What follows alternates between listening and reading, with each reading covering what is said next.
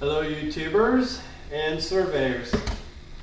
Last night I put together a video, spent hours on it,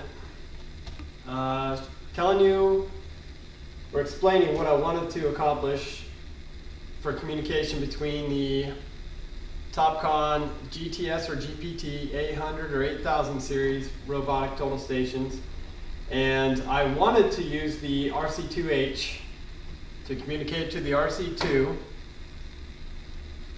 R, and then have this RC2R communicate to my data collector via Bluetooth.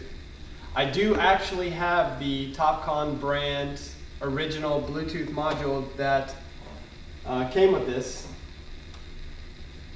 but I had two of these with that Bluetooth module, and one of the Bluetooth module cables ended up having a break in it.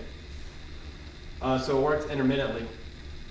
I also have the RC2RII, a few of these, and it's been tested on the IIs and the RWs, and it works the same across the board. The benefit to this system is that now, that's my RC2 controller.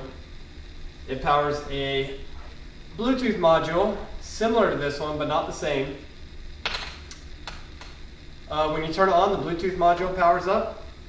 The data collector is able to see it, hook to it, and it is, as far as I can tell, the same exact thing as using a cable from point A to B.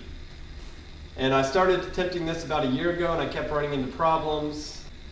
My maximum range I've ever been able to accurately shoot with this, and I didn't even try to go further, was 1,700 feet. And once again, I did not try to go further, so I have no idea how far these will go in the correct conditions.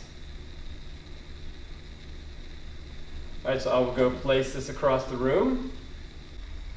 So you're getting real-time feedback out to 1,700 feet. And let's take a shot.